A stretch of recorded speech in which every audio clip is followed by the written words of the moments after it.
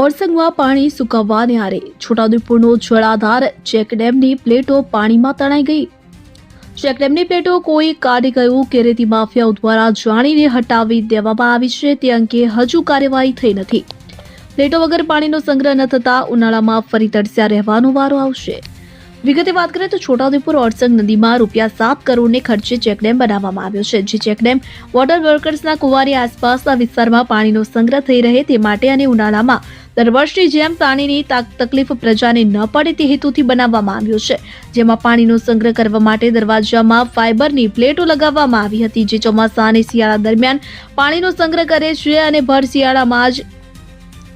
ભર ઉનાળામાં આ જ પાણી પ્રજાને વરિગ્રહના માધ્યમથી મળે છે। પરંતુ હાલમાં આ પ્લેટો ચેકડેમના દરવાજાઓમાંથી નીકળી ગયેલી હોવાનું જોવા મળી રહ્યું છે। અમુક દરવાજામાં તો પ્લેટો અદ્રશ્ય થઈ ગઈ છે, જેથી પાણીનો જથ્થો વેસ્ટ થઈ ગયો છે અને બધું પાણી વહી ગયું છે। સદર સંગ્રહ થયેલા પાણીની જગ્યાએ રેતી આવી ગઈ છે અને હવે માત્ર ગંદુ લીલવાળું પાણી જ બચ્યું છે। તો છોટાઉદેપુર નગરની 35,000ની વસ્તીને પાણી પૂરું પાડતી નગરપાલિકાનું વોટર વર્કર્સ દર ઉનાળામાં પાણી વિહીન થઈ જતું હોય કે જેને કારણે પ્રજા સુધી પાણી પહોંચાડવું ભારે અઘરું પડતું હોય કે જે સમસ્યાના નિવારણ માટે નગરપાલિકા દ્વારા વોટર વર્કર્સ વિસ્તારમાં ઓરસંગ નદીના ચેકડેમ બનાવવામાં આવ્યો છે, પરંતુ હાલમાં ચેકડેમ માત્ર તંત્ર દ્વારા કોઈ જ કાળજી તેના માટે લેવામાં આવતી નથી અને બધું પાણી વ્યર્થ થઈ રહ્યું છે। ઉનાળાની શરૂઆત પહેલા પાણીના સ્તર ઘટી જતા હોય, બેફામ રેતી ખનનને કારણે નદીમાં પાણી બચતું નથી અને ગળાતું પણ નથી અને ભર ઉનાળામાં પ્રજાએ તરસ્યા રહેવાનો વારો આવે છે। તો શું આ ડેમના દરવાજાની નીકળી ગયેલી પ્લેટો તંત્રના ધ્યાને નહીં આવતી હોય તેવા પ્રશ્નો ચર્ચાઈ રહ્યા છે।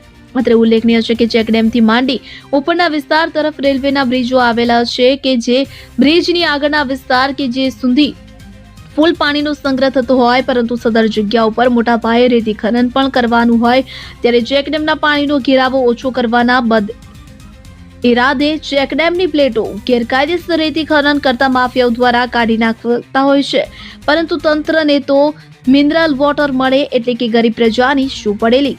રાત્રિના સમયે નદીમાં ચેકડેમ પાસે સુમસામ જગ્યા ઉપર શું ધંધા થઈ રહ્યા છે, કોના ઇશારે કે કોની રહેમ નજર હેઠળ આ ચાલી રહ્યું છે તે પણ એક વિચારવા લાયક પ્રશ્ન છે। પ્રજાને પડતી પાણીની સમસ્યા શું સત્તાધીશોનું ધ્યાન નહીં હોય કે મુઠ્ઠીભર રેતી માફિયાઓ સત્તાધીશોને ગાંઠતા નથી તેમ ચર્ચાઓ ચાલી રહી છે। જ્યારે વાડ ચીબડા ગળવાનું શરૂ કરે ત્યારે ચોર બેફામ બને તેવો ઘાટ છે।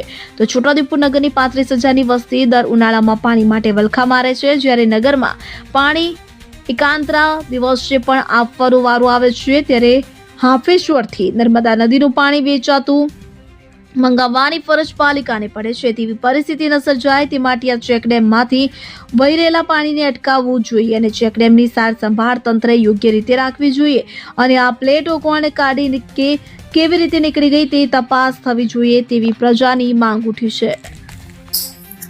છોટાઉદેપુર નગરપાલિકા દ્વારા આગળ ઉનાળાની ઋતુ આવતી હોવાથી આગોતરો આયોજન બાબતે આજે અમે લોકો સૌ સભ્ય મળેલા અને એની અંદર આગળ છોટાઉદેપુરની જનતાને પાણીની તકલીફ ના પડે એના માટે અમે આગોતરો આયોજન કરવા માટે આજે સૌ ભેગા થયા હતા। છોટાઉદેપુર નગરની મધ્યમાં આવેલી ઓરસંગ નદીની અંદર જે છોટાઉદેપુર નગરપાલિકા દ્વારા ચેકડેમ બનાવવામાં આવેલું છે એના જે દરવાજા છે એ 2 મહિના પહેલાં એ દરવાજા ચોરી થઈ ગયેલા, એના કારણે પાણીની જે સ્ત્રોત અને પાણીનું એક સંગ્રહ થાય છે એ સંગ્રહ આ વર્ષે થાય એવું નથી। આનું સૌથી મોટું કારણ રેતી ખનન છે।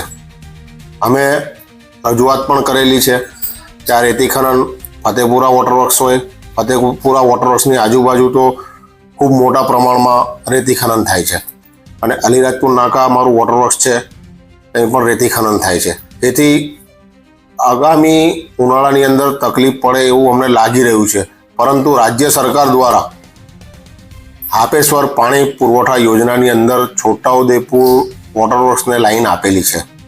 રાજ્ય સરકારે આ લાઈનનું એક પોઈન્ટ છોટાઉદેપુર નગરપાલિકાને આપેલું છે, તેનાથી છોટાઉદેપુર નગરમાં પાણીની સુવિધા અમે પૂરી પાડી દઈશું. ઉનાળામાં તકલીફ તો નહીં પડે, પણ આ રેતી ખનન જો ના રોકાય તો વધુ તકલીફ પડશે એવું મને લાગી રહ્યું છે.